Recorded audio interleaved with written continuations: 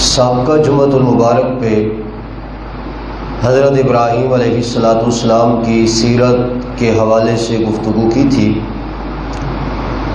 اللہ تعالیٰ نے حضرت ابراہیم علیہ السلام کو کئی ایک آزمائشوں میں ڈالا، امتحانات لیے، اور پھر اللہ تعالیٰ نے خود ہی حضرت ابراہیم علیہ السلام کے ان امتحانات کا رزلٹ آؤٹ کیا اور فرمایا فَأَتَمَّهُنْ، تمام امتحانات کو حضرت ابراہیم علیہ السلام نے کامیابی سے پاس کیا۔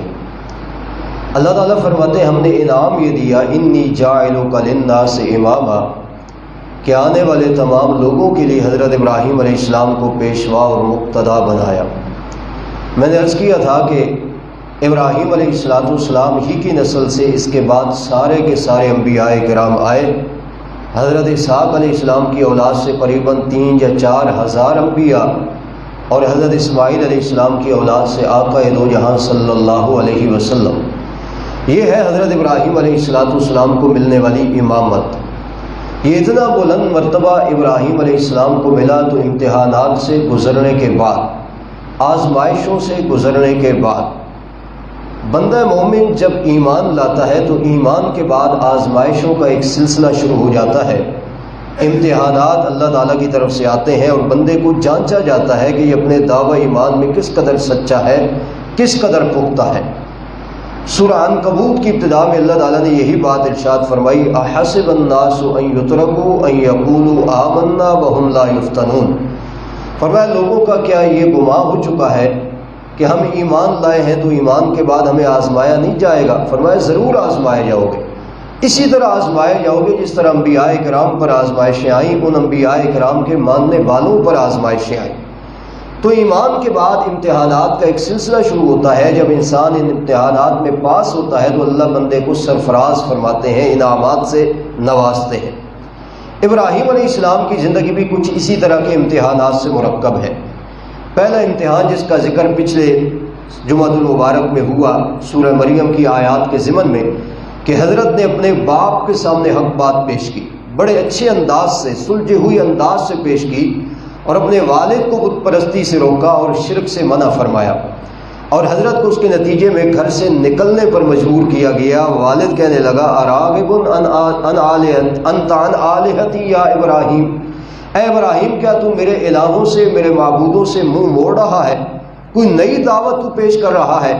اگر یہی تیری روٹین رہی تو میں تجھے لارجمنک پتھروں سے سنگسار کروں گا، اور فی الوقت تیرے لیے سزا یہ ہے وہجرنی ملیا، میرے گھر کو چھوڑ کر کے چلا جا۔ حضرت ابراہیم علیہ السلام نے اس امتحان کو بھی پاس کیا اور اپنے رب کے لیے اپنے والد کو اور اپنے گھر کو چھوڑا۔ اور پھر دوسرا حضرت کی زندگی میں امتحان کیا آیا جس کا تذکرہ ان آیات میں ہے۔ یہ سورۃ الانبیاء 17ویں پارے کی آیات ہیں۔ ان میں حضرت ابراہیم علیہ السلام کی اس دعوت و تبلیغ کا ذکر ہے جو حضرت نے اپنے والد اور اپنی قوم کے پاس لے کر کے گئے اور انہیں سمجھایا، جس کے نتیجے میں قوم نے بھی حضرت ابراہیم علیہ السلام کو ایک بہت بڑی مصیبت سے دوچار کیا، اور وہ مصیبت کیا تھی کہ حضرت ابراہیم علیہ السلام کو آگ میں ڈالا گیا۔ حضرت ابراہیم علیہ السلام نے اس امتحان کو بھی پاس کیا، اللہ کی توحید کے لیے آگ میں کود گئے۔ اللہ تعالیٰ نے ایسے ہی تو حضرت ابراہیم علیہ السلام کا تذکرہ نہیں کیا، بلکہ ان امتحانات میں کامیاب ہونے کے بعد اللہ تعالیٰ نے یہ سرفرازی حضرت ابراہیم علیہ السلام کو عطا کی۔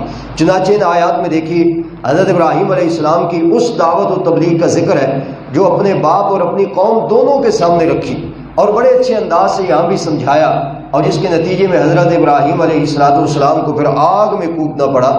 یہ ابراہیم علیہ السلام کی سیرت کا ایک اور پہلو ہے۔ دیکھیں یہ 17واں پارہ ہے، سورۃ الانبیاء ہے، اور آیت نمبر 51 سے یہ تذکرہ شروع ہو رہا ہے حضرت ابراہیم علیہ السلام کا۔ اور یہ مضمون آپ جمعہ کی نشست میں یاد کر کے لے جائیے کہ یہ 17ویں پارے کی جو سورہ مبارکہ ہے نا، سورۃ الانبیاء، اس کا نام سورۃ الانبیاء اس لیے رکھا گیا ہے کہ اس میں اللہ تعالیٰ نے 1.25 لاکھ انبیاء کرام کی دعوت، تبلیغ اور ان کے مشن کو ذکر کیا ہے۔ آیت نمبر 25 میں اللہ تعالیٰ فرماتے ہیں وَلَقَدْ أَرْسَلْنَا مِن قَبْلِكَ مِن رَّسُولٍ إِلَّا نُوحِي إِلَيْهِ أَنَّهُ لَا إِلَٰهَ إِلَّا أَنَا فَاعْبُدُونِ۔ فرمایا میرے حبیب ہم نے آپ سے پہلے جتنے انبیاء بھیجے نا، سب انبیاء کرام کی طرف یہی دعوت دی، وہی کی تھی کہ میں اللہ کریم کے علاوہ الہ اور معبود کوئی نہیں۔ لا الہ الا اللہ کا میسج تمام انبیاء کرام نے اپنی امتوں تک پہنچایا، اور اللہ تعالیٰ نے یہی لا الہ الا اللہ والی وہی تمام انبیاء کرام کی طرف کی۔ آج بھی اگر ہم اپنے نبی آخر الزمان صلی اللہ علیہ وسلم کی بعثت کا مقصد جاننا چاہتے ہیں نا، تو آپ صلی اللہ علیہ وسلم کی بعثت کا مقصد فقط لا الہ الا اللہ کی تبلیغ ہے اور کچھ نہیں ہے۔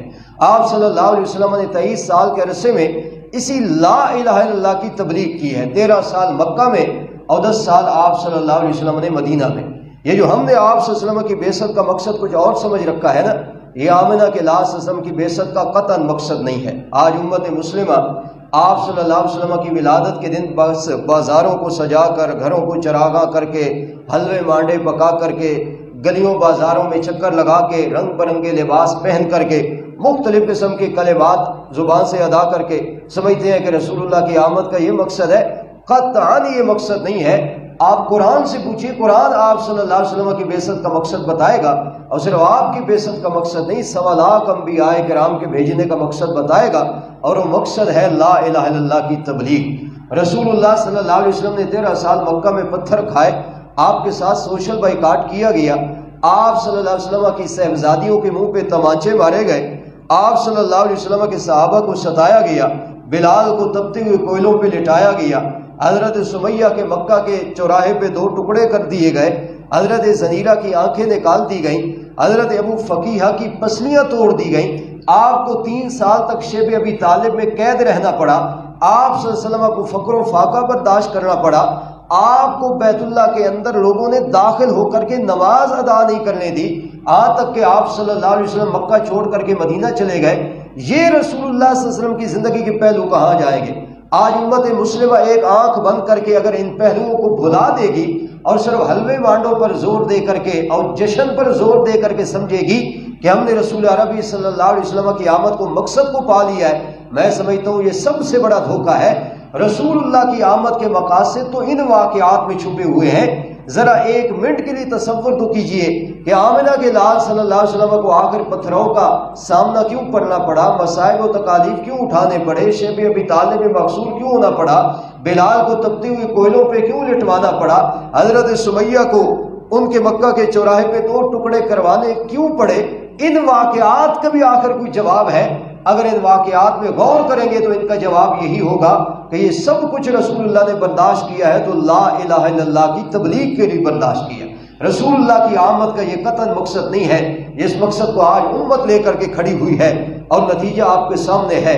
وہی لوگ جو اس دن اپنے آپ کو محب رسول بتلاتے ہیں، باقی 11 مہینے اور اس کے ایام اور شب و روز ایک کام بھی رسول اللہ کے طریقے کے مطابق نہیں ہو پاتا، تو معلوم پڑتا ہے فقط ایک دن کے نعروں سے کام نہیں بنے گا۔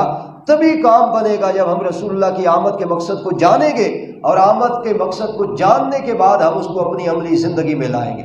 تو اللہ تعالیٰ نے جتنے انبیاء کرام بھیجے ان کی بعثت کا یہی مقصد ہے، اس لیے سورہ مبارکہ کو سورۃ الانبیاء کہتے ہیں۔ پھر اللہ تعالیٰ نے انبیاء کے واقعات بھی بیان کیے، اور انہی واقعات میں سے ایک واقعہ ہے حضرت ابراہیم علیہ السلام کا۔ دیکھیں، وَلَقَدْ آتَيْنَا إِبْرَاهِيمَ رُشْدَهُ مِنْ قَبْلُ وَكُنَّا بِهِ عَالِمِينَ۔ اللہ کریم فرماتے ہیں ہم نے عطا کی ابراہیم علیہ السلام کو دانش مندی۔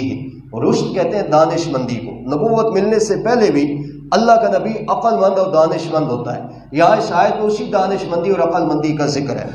وَلَقَدْ آتَيْنَا إِبْرَاهِيمَ رُشْدَهُ مِنْ قَبْلُ، اور البتہ تحقیق ہم نے عطا کی ابراہیم علیہ السلام کو دین کی سمجھ، من قبل اس سے پہلے، وَكُنَّا بِهِ عَالِمِينَ، اور ہم تھے حضرت ابراہیم علیہ السلام کی ان صلاحیتوں کو جاننے والے کہ حضرت ابراہیم علیہ السلام یہ ذمہ داری اٹھا سکتے ہیں، اس لیے ہم نے ان کو یہ نعمت عطا کی۔ اب حضرت ابراہیم نے جو اپنی قوم کو سمجھایا نا، اپنے والد کو سمجھایا، اس تبلیغی مساعی کا ذکر ہے۔ اذ قال لأبیہ وقومہ، جب کہا ابراہیم علیہ السلام نے اپنے والد کو، وقومہ، اور اپنی قوم کو۔ سورہ مریم میں صرف اپنے والد کے سامنے جو تقریر تھی اس کا ذکر ہے، یہاں اپنے والد اور اپنی قوم کے سامنے جو مشترکہ تقریر ہے اس کا ذکر ہے۔ فرمایا اذ قال لأبیہ وقومہ، جب کہا ابراہیم علیہ السلام نے اپنے والد کو اور اپنی قوم کو، کیا کہا؟ ما هذه التماثیل التي انتم لها عاکفون، کیا حقیقت ہے ان مورتیوں کی کیا حقیقت ہے ان تصویروں کی، انتم لہا عاکفون، جن پر تم جم کر کے بیٹھنے والے ہو۔ یہ جو تم نے بت بنا رکھے ہیں، تصویریں بنا رکھی ہیں، جم کر بیٹھے ہوئے ہو، سجدے کر رہے ہو، نذرانے چڑھا رہے ہو، ان کی ذرا حقیقت تو بتاؤ، ان میں کوئی خدائی صفات ہیں؟ یہ تمہارے مشکل کشا ہیں، یہ تمہارے حاجت روا ہیں، یہ تمہاری پکاروں کو سنتے ہیں، یہ تمہاری جھولیوں کو بھرتے ہیں، یہ تمہاری کھوٹی قسمت کو کھڑا کرتے ہیں یا نہیں؟ کوئی خدائی صفت ہے ان میں تو بتاؤ۔ یہ حضرت ابراہیم علیہ السلام نے سوال کیا، ما ھذہ التماثیل التی، کیا حقیقت ہے ان تصویروں کی، کیا حقیقت ہے ان مورتیوں کی؟ پچھلے جمعے پر میں نے عرض کیا تھا، ہر پتھر کو نہیں پوجا جاتا، اسی پتھر کو پوجا جاتا ہے جس پتھر کو تراش کر کسی اللہ کے نیک بندے کی تصویر بنائی جاتی ہے، پیچھے تصور اللہ کے کسی نیک بندے کی عبادت کا ہوتا ہے۔ چنانچہ وہ بھی اللہ کے کسی نیک بندے کی مورتی بنا کر پوجتے تھے۔ حضرت نے فرمایا ذرا اس کے کمالات تو بیان کرو۔ قالوا، تو قوم والے آگے سے کہنے لگے، وجدنا آباءنا، اے ابراہیم علیہ السلام آپ ہم سے پوچھتے ہیں کیا ان میں کوئی خدائی صفت ہے؟ یہ مشکل کشا اور حاجت روا ہیں جو ہم ان کو پوج رہے ہیں۔ ہم آپ کو اس کا جواب یہ دیتے ہیں، وجدنا آباءنا، ہم نے تو ان میں کوئی خدائی کرشمہ نہیں دیکھا، ہم نے تو ان سے مشکلیں حل ہوتی ہوئی نہیں دیکھی، ہم نے تو ان سے حاجتیں پوری ہوتی ہوئی نہیں دیکھی، ہم نے تو نہیں دیکھا کہ یہ کسی کی قسمت کو کھڑا کرتے ہیں۔ ہاں ہم نے اتنا دیکھا ہے، وجدنا آباءنا، ہمارے آبا و اجداد ان کی عبادت اور بندگی کیا کرتے تھے۔ قوم والوں کا جواب ذرا نوٹ کیجیے، کہنے لگے اور تو کوئی خدائی کرشمہ نہیں ان میں ہم نے دیکھا، ہاں اتنا دیکھا ہے کہ ہمارے آبا و اجداد ان کی عبادت اور بندگی کیا کرتے تھے، ہم بھی اپنے آبا و اجداد کے دیکھا دیکھی ایسا کر رہے ہیں۔ یہ تو ابراہیم علیہ السلام کی قوم کا جواب ہے۔ قرآن کریم میں اللہ تعالیٰ نے جتنی اقوام کا ذکر کیا نا، سب قوموں نے اپنے انبیاء کو یہی جواب دیا۔ ہود علیہ السلام کی قوم نے یہی کہا، اپنے آبا و اجداد سے یہی مذہب پایا ہے۔ حضرت شعیب علیہ السلام کی قوم نے یہی کہا، اپنے آبا و اجداد کے مذہب کو ہم فالو کر رہے ہیں۔ حضرت صالح علیہ السلام کی قوم نے بھی یہی جواب دیا۔ حضرت نوح علیہ السلام کی قوم کا یہی جواب قرآن میں مذکور، یہاں تک کہ مشرکین مکہ نے بھی آپ صلی اللہ علیہ وسلم کو کہا، وجدنا علیہ آباءنا، ہم نے جو اپنے آبا و اجداد سے مذہب پایا ہے ہم اس کو چھوڑنے والے نہیں۔ دیکھیں نا کہاں اللہ کی وحی کی بات، اللہ کے دین اور شریعت کی بات جو انبیاء کرام سمجھا رہے ہیں، یہ بدبخت قومیں ان باتوں کو لینے کے لیے تیار نہیں، کہتے ہیں ہمارے لیے آبا و اجداد کا مذہب کافی ہے۔ آج بھی آپ نہیں دیکھتے معاشرے میں ایک طرف اللہ کی کتاب کا مسئلہ، آمنہ کے لحاظ صلی اللہ علیہ وسلم کی سنت کا مسئلہ آ جائے، لوگ کہتے ہیں جی ٹھیک ہوگا، اللہ کی کتاب میں ایسا آیا ہے، آپ صلی اللہ علیہ وسلم نے ایسا فرمایا ہے، لیکن کیا کریں آبا و اجداد جو ایسا کہا کرتے ہیں، کیا کریں آبا و اجداد جو ایسا کیا کرتے تھے؟ نتیجہ کیا ہوتا ہے؟ اللہ اور اس کے رسول کے حکم کو چھوڑ دیتے ہیں لوگ، اور کس بات کو لیتے ہیں؟ اسی کو جو آبا و اجداد نے کی ہے۔ قرآن کریم میں اللہ تعالیٰ بار بار فرماتے ہیں کہ ان کے آبا و اجداد اگرچہ دین میں کسی بات کو بھی نہ جانتے ہوں تب بھی یہ اپنے آبا و اجداد کی اتباع کریں گے، اور حال یہی ہوتا ہے کہ جن آبا و اجداد کے پیچھے یہ لوگ پڑے ہوتے ہیں انہیں دین کی ذرا برابر سوجھ بوجھ نہیں ہوتی، بس انہوں نے جو کہہ دیا جو کر دیا لوگ اسے فالو کر رہے ہیں۔ یاد رکھیے جب اللہ اور اس کے رسول کا حکم آ جائے، مقابلے میں بڑی سے بڑی کوئی ہستی اور شخصیت ہی کیوں نہ ہو، اسے چھوڑنا پڑتا ہے اور اس حکم کو لینا پڑتا ہے جو اللہ اور اس کے رسول کا حکم ہوتا ہے۔ حضرت ابراہیم علیہ السلام نے جب سوال کیا نا کہ ان مورتیوں کی حقیقت کیا ہے، کیوں ان کی پرستش اور عبادت کرتے ہو، قوم والوں نے آگے سے یہ نہیں کہا یہ مشکل کشا ہے، یہ حاجت روا ہے، یہ خدائی صفات ان میں ہم نے دیکھی ہیں، خدائی کرشمے ہم نے ان میں دیکھے ہیں۔ کہنے لگے نہیں، بس اپنے آبا و اجداد کو ہم نے ایسے کرتے ہوئے پایا ہے۔ یاد رکھو دین کے باب میں اس طرح کے آبا و اجداد کو پیش کرنا یہ زمانہ جاہلیت کے لوگوں کی عادت ہے، شریعت میں اس بات کی قطعاً کوئی گنجائش موجود نہیں۔ تو کہنے لگے وجدنا آباءنا، پایا ہے ہم نے اپنے آبا و اجداد کو، لہا عابدین، وہ ان کی عبادت کیا کرتے تھے، وہ چڑھاوے چڑھاتے تھے ہم بھی چڑھا رہے ہیں، وہ سجدے کیا کرتے تھے ہم بھی سجدے کر رہے ہیں، وہ دور سے سلامیاں پیش کرتے تھے ہم بھی یوں ہی کر رہے ہیں۔ حضرت ابراہیم علیہ السلام نے جب قوم کا یہ جواب سنا نا کہ ان کے پاس کوئی شرعی دلیل تو ہے نہیں، بس آبا و اجداد آبا و اجداد، حضرت ابراہیم علیہ السلام نے پھر ان کو ان کے مرض کا احساس دلوایا، فرمایا یوں نہ سمجھو کہ تم کچھ اچھے عقیدے پر ہو، کوئی اچھا عمل کر رہے ہو، سنو تم بڑے بیمار ہو اور سب سے بڑی بیماری تمہیں گمراہی والی لگی ہوئی ہے، تم بھی اور تمہارے یہ آبا و اجداد بھی جنہوں نے تمہیں یہ طریقہ بتایا ہے، سب کے سب گمراہی کے ڈگر پہ چل رہے ہو، یہ ہدایت کا راستہ نہیں۔ قال حضرت ابراہیم علیہ السلام کہنے لگے لقد کنتم، البتہ تحقیق تم، تو انتم، ہاں تم، و آباؤکم، اور تمہارے یہ آبا و اجداد، فی ضلال مبین، کھلا گمراہی میں ہو۔ اللہ کو چھوڑ کر کے غیروں کے سامنے جھکنا، اللہ کو چھوڑ کر اوروں کو مشکل کشا اور حاجت روا ماننا، یہ ہدایت نہیں، فی ضلال مبین، کھلا گمراہی ہے۔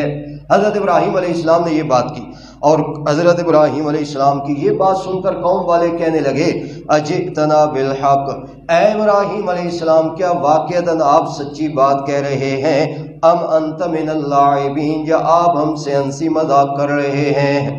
دیکھو قوم کتنی غیر سنجیدہ ہے، اللہ کے پیغمبر کی اتنی وزنی بات کو کہہ رہے ہیں، اچھا آپ ہمارے ساتھ ہنسی مذاق کر رہے ہیں۔ حضرت ابراہیم علیہ السلام نے فرمایا بدبختو، میں کوئی ہنسی مذاق نہیں کر رہا، میں تمہیں اپنے پروردگار کا تعارف کرانا چاہتا ہوں۔ اگلی آیت میں حضرت ابراہیم علیہ السلام نے اپنے پروردگار کا تعارف کرایا، فرمایا بر ربکم رب السماوات والارض، تم نے ان کو اپنا رب مانا ہوا ہے، تم نے ان کو اپنا معبود اور مسجود اور مشکل کشا مانا ہوا ہے، یہ تمہارے معبود اور مشکل کشا نہیں، بر ربکم رب السماوات والارض، تمہارا پروردگار تو وہ ہے جو پروردگار ہے آسمانوں کا اور زمین کا، جس اللہ کریم نے 7 آسمان بنا دیے، جس اللہ کریم نے یہ زمین بنا دی، وہی تمہارا پروردگار ہے، وہی تمہارا معبود ہے، وہی تمہارا مسجود ہے، وہی تمہارا ضرورتیں پورا کرنے والا ہے۔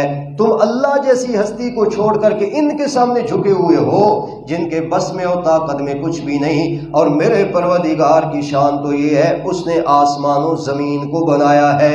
آسمان دیکھیں نا، اللہ تعالیٰ قرآن میں فرماتے ہیں میں اللہ تعالیٰ نے ان آسمانوں کو بغیر عمد، بغیر ستونوں کے کھڑا کیا ہے، ترونہا، تم بھی دیکھتے ہو، ان آسمانوں کے نیچے کوئی سہارا نہیں۔ ذرا غور کیا کرو نا، ان 7 آسمانوں کو تہ بتہ کس ذات نے کھڑا کیا ہے؟ فرمایا جس دھرتی پہ چلتے ہو، زمین پہ چلتے ہو، ذرا دیکھو پانی کی سطح پہ زمین کو کس نے ٹھہرایا ہے؟ جو آسمانوں کو بنا سکتا ہے، زمین کو بنا سکتا ہے، وہی تو تمہارا معبود اور مشکل کشا ہے۔ اور ساتھ ابراہیم علیہ السلام نے فرمایا صرف آسمان و زمین کے ساتھ ساتھ اس نے اور مخلوقات کو بھی پیدا کیا۔ آسمان و زمین کی تخلیق میں ذرا غور کرو نا، یہ ساری کائنات اللہ تعالیٰ کی توحید کی دلیل ہے۔ فرمایا بر ربکم رب السماوات والارض، بلکہ تمہارا پروردگار وہ رب ہے آسمانوں کا اور زمین کا، الذی فطرہن، جس اللہ کریم نے ان آسمان و زمین کو پیدا کیا، وانا علی ذالکم من الشاہدین، اور حضرت ابراہیم علیہ السلام فرماتے ہیں جہاں یہ آسمان و تو زمین اللہ تعالیٰ کی توحید کے گواہ ہیں، میں ابراہیم علیہ السلام بھی اپنے پروردگار کی توحید کا گواہ ہوں، میں بھی اپنی زبان سے تمہیں اللہ کی توحید بتا رہا ہوں۔ اچھا قوم والے نہ مانے، انہوں نے کہا نہیں جی یہ معبود کرنیاں بھرنیاں والا، یہ مشکل کشا، یہ حاجت روا، اس میں یہ کوالٹی، اس میں یہ خوبی۔ حضرت فرمایا اچھا میرے سمجھانے کے باوجود نہیں مان رہے؟ حضرت نے تہیہ کر لیا، دل میں ارادہ کر لیا، فرمایا اچھا تمہارے معبودوں سے بھی نمٹ لیں گے۔ وَتَاللَّهِ لَأَكِيدَنَّ أَصْنَامَكُمْ، حضرت ابراہیم علیہ السلام نے دل میں کہا اللہ کی قسم میں ضرور بضرور کوئی تدبیر کروں گا تمہارے ان معبودوں کے بارے میں، بعد ان تولوا مدبرین، بعد اس کے کہ جب تم ان کی طرف سے پیٹھ پھیر کر کے جاؤ گے۔ فرمایا میرے سامنے کہتے ہو یہ مشکل کشا ہے، یہ حاجت روا ہے، یہ کر دیتے ہیں، وہ کر دیتے ہیں، میں ابراہیم علیہ السلام ان سے بھی نمٹ لوں گا۔ حضرت ابراہیم علیہ السلام نے تہیہ کر لیا، چنانچہ کچھ دنوں کے بعد قوم آئی، انہوں نے پھر دعوت دی۔ وہ شرک نہ تو چھوڑنے والے تھے اور نہ ہی شرک سے توبہ کرنے والے تھے۔ حضرت کو کہنے لگے حضرت ہمارے شہر سے باہر ایک بہت بڑا میلہ لگتا ہے، وہاں بھی اپنے معبودوں کی ہم عبادت کرتے ہیں، ہم آپ کو بھی دعوت دینے کے لیے آئے، آپ بھی ہمارے ساتھ چلیے۔ حضرت ابراہیم علیہ السلام فنظر نظرۃ فی النجوم، حضرت نے آسمان کی طرف دیکھا، غور کرنے کے بعد فرمایا انی سقیم، فرمایا میں تمہارے شرک والے مذہب سے بیزار ہوں، میں توحید کا داعی ہوں، میرا کام تو نہیں ہے میلے ٹھیلوں پہ جانا، میں میلے ٹھیلے پہ جا کر کیا کروں گا۔ حضرت نے فرمایا انی سقیم، میں تمہارے اس مذہب سے پہلے ہی بیزار ہوں، میں تمہارے ساتھ جانے والا نہیں۔ قوم والے چلے گئے۔ حضرت نے ارادہ تو پہلے سے کر رکھا تھا کہ جب یہ یہاں نہیں ہوں گے تو ان کے معبودوں سے نمٹوں گا، چنانچہ حضرت کے لیے موقع غنیمت تھا، حضرت ان کے معبد خانے میں چلے گئے۔ اور حضرت نے دیکھا مختلف معبود ہیں، کوئی بڑا کوئی چھوٹا، کسی کے سامنے شیرینیاں پڑی ہیں، کسی کے سامنے پھول پڑے ہیں، کسی کو کیا ڈیوٹی سونپ رکھی ہے انہوں نے، کسی کو کیا ڈیوٹی سونپ رکھی ہے۔ حضرت نے کلہاڑا لیا اور شروع ہو گئے ایک ایک کو گرانے، یہاں تک کہ جو ان میں سے بڑا بت تھا نا، حضرت نے اس کو چھوڑ دیا اور اس کے کندھے پہ کلہاڑا رکھ دیا۔ اور حکمت یہ تھی کہ جب یہ واپس آ کر کے اپنے معبودوں کا حال دیکھیں گے نا، اور دیکھیں گے کہ باقی سارے تو گرے پڑے ہوئے ہیں اور ایک معبود ہے اور اس نے کندھے پہ کلہاڑا رکھا ہوا ہے، آخر اس سے پوچھیں، اگر وہ جواب دیتا ہے تو ضرور اس کی طرف لوٹیں گے۔ اور حضرت ابراہیم علیہ السلام کو پتہ تھا کہ ان کے معبود اور اس کے مشکل کشا نے جواب دینا نہیں، آخر میری طرف پلٹ کر کے آویں گے، جب میری طرف آویں گے تو میں ان کو ایک اور مرتبہ کھری کھری توحید سنا دوں گا۔ چنانچہ ایسا ہی ہوا، قوم واپس پلٹی نا، سیدھے اپنے معبد خانے میں گئے۔ جیسے لوگوں کا ذہن ہوتا ہے سفروں سے واپس آیا نا، شرعی اعتبار سے شریعت نے بتایا کہ سفر سے واپس ہو تو اللہ کے گھر میں شکرانے کے نوافل پڑھو، لیکن ہمیشہ توحید کی شرک میں نقل کی جاتی ہے۔ لوگ کیا کرتے ہیں، کسی دربار پر آ کر سلامی کریں گے، یہ سفر سے خیریت سے واپس آ گئے۔ توحید یہ ہے کہ رب کا شکر ادا کرنا ہے، اور شرک کیا ہے کہ سفر کرنے کے بعد کسی معبود کے سامنے جھکنا ہے۔ لہذا قوم بھی آئی اور آ کر چونکہ اپنے معبد خانے کا دروازہ کھولا نا، تو کوئی مشکل کشا ادھر گرا پڑا ہے، کوئی حاجت روا ادھر گرا پڑا ہے، کسی کا کان نہیں، کسی کی ناک نہیں، کسی کی آنکھ نہیں، اور دیکھا ایک بڑا جو معبود ہے اس نے کلہاڑا کندھے پہ رکھا ہوا اور وہ سیب کھڑا ہے۔ تو اپنے اس منظر کو دیکھ کر کے نا فوراً ایک دوسرے کو کہنے لگے کہ ہو نہ ہو یہ کام حضرت ابراہیم نے کیا ہے۔ اور کیوں کیا ہے کہ وہ پہلے بھی بتاتا رہتا تھا کہ یہ مشکل کشا نہیں، یہ حاجت روا نہیں، یہ کچھ نہیں کر سکتے، ضرور اس نے ہمارے معبودوں کے بابت ایسا کیا ہوگا۔ چنانچہ قوم حضرت ابراہیم علیہ السلام کے پاس آئی، حضرت کے پاس توحید سنانے کا ایک بہترین موقع آ گیا۔ حضرت نے فرمایا کیا ہوا؟ انہوں نے کہا جی ہمارے معبود گرے پڑے ہیں، ٹوٹے پھرے بکھرے پڑے ہیں۔ حضرت نے فرمایا کوئی سلامت بھی ہے؟ انہوں نے کہا جی ہاں ایک بڑا معبود سلامت ہے۔ حضرت نے فرمایا اللہ بندو، کم بختو میرے پاس آئے ہو پوچھنے کے لیے، اس سے پوچھو نا، وہ تمہیں بتائے گا یہ کاروائی کس نے کی ہے۔ تو آگے سے کہنے لگے اے ابراہیم علیہ السلام آپ تو جانتے ہو یہ سنتے نہیں، یہ بولتے نہیں، یہ دیکھتے نہیں۔ حضرت ابراہیم علیہ السلام نے فرمایا اف لکم ولما تعبدون، جب اپنی زبان سے مانتے ہو یہ سنتے نہیں، دیکھتے نہیں، کچھ کر سکتے نہیں، تو پھر ان کی پرستش اور عبادت کیوں کرتے ہو؟ اب موقع تھا نا کہ قوم والے توحید مان لیتے، بہترین نقطہ توحید کا ابراہیم علیہ السلام نے سمجھایا، مگر دلوں پہ تالے پڑے ہوئے تھے، ہدایت سے محروم رہے۔ بجائے ماننے کے ابراہیم علیہ السلام کے لیے تدبیریں کرنے لگے اور کہنے لگے ابراہیم کو آگ میں ڈال دو۔ یہ ابراہیم علیہ السلام کے لیے ایک اور امتحان تھا۔ اب ان آیات کا ترجمہ دیکھیے، خلاصہ میں نے عرض کر دیا۔ وَتَاللَّهِ لَأَكِيدَنَّ أَصْنَامَكُمْ، حضرت ابراہیم علیہ السلام نے دل میں تہیہ کیا، اللہ کی قسم ہے ضرور بضرور تدبیر کروں گا تمہارے بتوں کے بارے میں، بعد ان تولوا مدبرین، بعد اس کے کہ جب تم پیٹ پھیر کر جا چکے ہوگے۔ فجعلہم جزازا، بس حضرت ابراہیم علیہ السلام آئے اور حضرت نے ان کے بتوں کو ٹکڑے ٹکڑے کر دیا، الا کبیر اللہم، سوائے اس بڑے کے، اس کو حضرت نے چھوڑ دیا۔ اور کیوں چھوڑا؟ لعلہم الیہ یرجعون، تاکہ وہ واپس آ کر کے پلٹیں گے اس کی طرف، اس سے پوچھیں گے، نہیں تو میں ابراہیم علیہ السلام سے آ کر کے پوچھیں گے۔ چنانچہ ایسا ہی ہوا، جب قوم والے واپس آئے تو کہنے لگے من فعل ھذا بآلہتنا، کس نے کیا ہے یہ برا کام ہمارے الہوں اور معبودوں کے ساتھ، انہ لمن الظالمین، بے شک ہے البتہ وہ نا انصافوں میں سے، اس نے انصاف نہیں کیا، ہمارے مشکل کشا تھے، حاجت روا تھے، کرنیاں بھرنیاں والے تھے، اس نے آ کر کسی کا کان توڑ دیا، کسی کی آنکھ پھوڑ دی، انہ لمن الظالمین، بے شک ہے البتہ وہ نا انصافوں میں سے۔ پھر ایک دوسرے کو کہنے لگے اچھا یہ کون کر سکتا ہے؟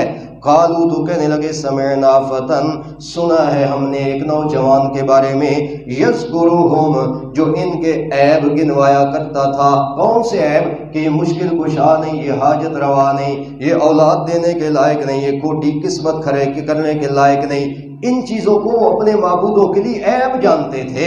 یذکرہم، جو ان کے عیب گنوایا کرتا تھا، یقال لہ ابراہیم، اور اس نوجوان کو ابراہیم کہا جاتا ہے، یعنی ابراہیم علیہ السلام کا یہ کام ہے۔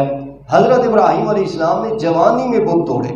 حضرت ابراہیم علیہ السلام بت شکن ہیں، بت پرست نہ تھے، یہاں تک کہ بت پرست کے گھر میں آنکھ کھولی، مگر اس کے سامنے بھی توحید کا پرچم حضرت ابراہیم علیہ السلام نے لہرایا۔ آج ہمارے نوجوانوں کو بھی سیرت ابراہیمی سے یہ سبق لینا ہے کہ ہم نے بت پرستی اور قبر پرستی کو پروموٹ نہیں کرنا، ہم نے وہی اسوہ دکھانا ہے جو ابراہیم علیہ السلام کو اسوہ ہے، اور وہ کیا ہے؟ کہ یہ بت پرستش اور عبادت کے لائق نہیں، اور یہ قبر بندگی اور عبادت کے لائق نہیں ہے۔ قالوا، وہ آگے ایک دوسرے کو کہنے لگے، فَأْتُوا بِهِ عَلَىٰ أَعْيُنِ النَّاسِ، لہٰذا لے آؤ حضرت ابراہیم علیہ السلام کو لوگوں کے سامنے، لَعَلَّهُمْ يَشْهَدُونَ، تاکہ لوگ بھی اس کا انجام دیکھیں۔ کہنے لگے اچھا ہم حضرت ابراہیم علیہ السلام سے نمٹیں گے۔ قالوا، حضرت ابراہیم علیہ السلام کو ایک بڑے جرگے میں بلوا کر کے کہنے لگے، اَأَنْتَ فَعَلْتَ هَٰذَا بِآلِهَتِنَا یا ابراہیم، اے ابراہیم علیہ السلام یہ سب کچھ کیا تو نے ہمارے معبودوں کے ساتھ کیا ہے؟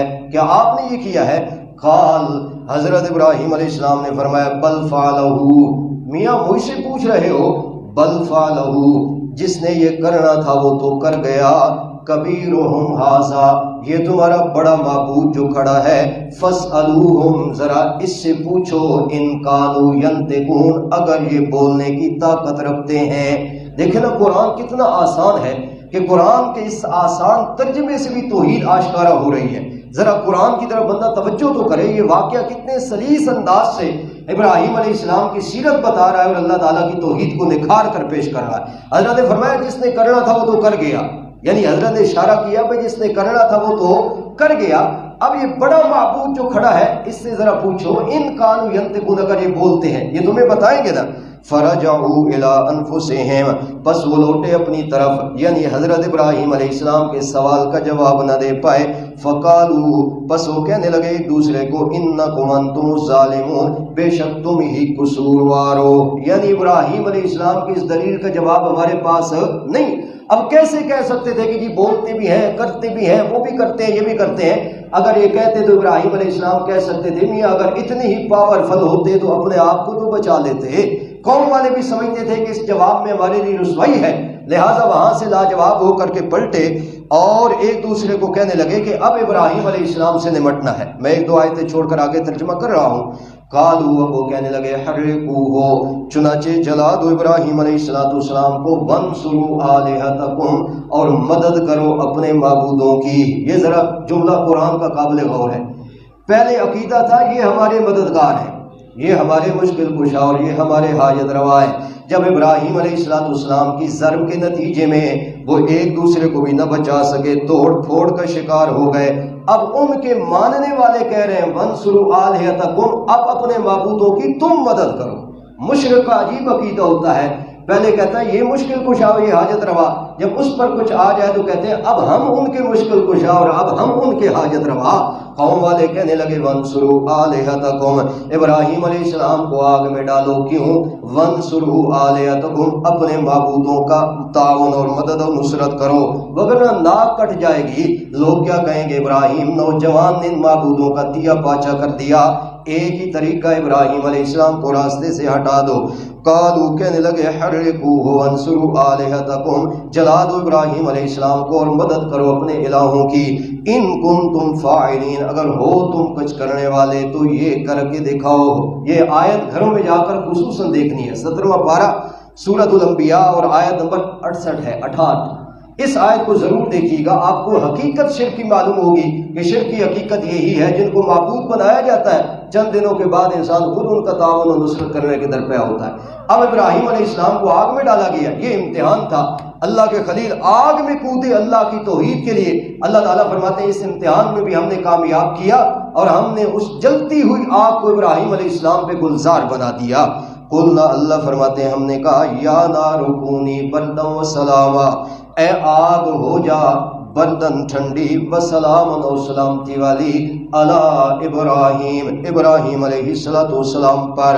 اللہ فرماتے ہیں جس توحید کے لیے ابراہیم علیہ السلام نے آگ میں چھلانگ لگائی، اللہ فرماتے ہیں اسی آگ کو ہم نے ابراہیم علیہ السلام پہ گلزار کر دیا اور بتا دیا کہ اللہ کی توحید کا سچا داعی اگر ایسے امتحانات سے گزرے تب بھی اللہ اس کو سرفراز اور کامیاب ضرور کیا کرتا ہے۔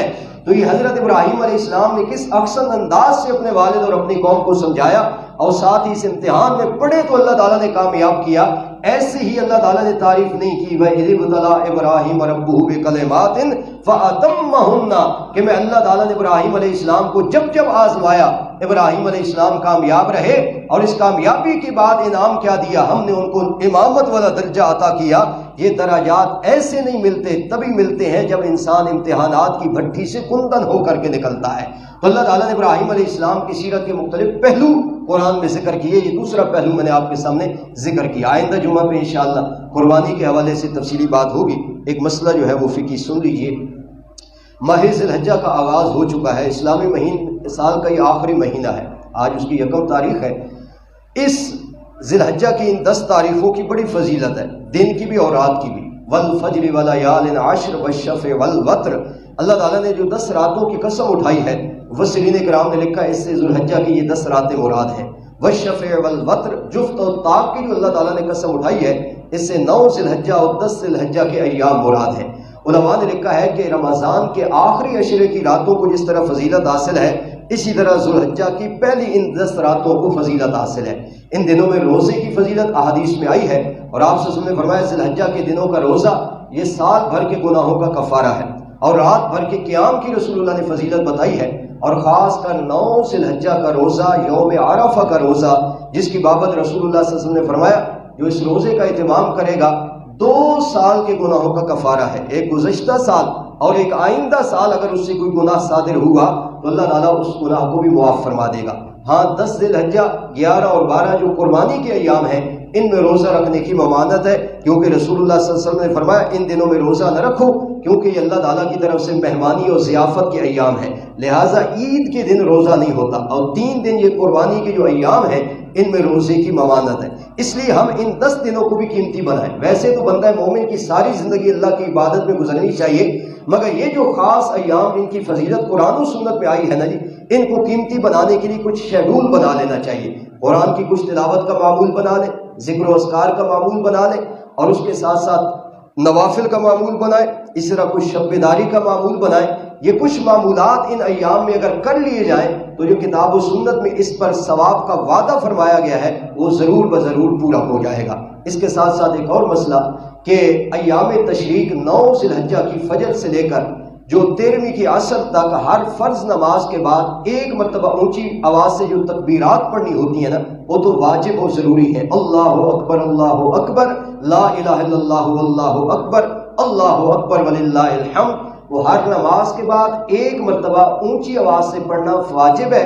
وہ 9 ذی الحجہ کی فجر کے بعد شروع ہوگی، لیکن مستحب یہ ہے کہ 1 ذی الحجہ ہی سے انسان اٹھتے بیٹھتے چلتے پھرتے ان تکبیرات کا ورد کرے۔ صحابہ اکرام کا معمول یہ تھا کہ 1 ذی الحجہ ہی سے اپنی ضرورت کے لیے جب بازاروں میں جاتے یا اپنے گھر میں تشریف لاتے، اٹھتے بیٹھتے اللہ اکبر لا الہ الا اللہ واللہ اکبر، اس کو پڑھنے کا معمول بناتے۔ لہٰذا یہ چند معمولات ان دنوں میں کیجیے تاکہ یہ قیمتی ایام ہے، اس میں اللہ تعالی ہم کو بھی حصہ وافرہ عطا فرما دے۔ آئندہ جمعہ انشاءاللہ قربانی کے حوالے سے گفتگو ہو۔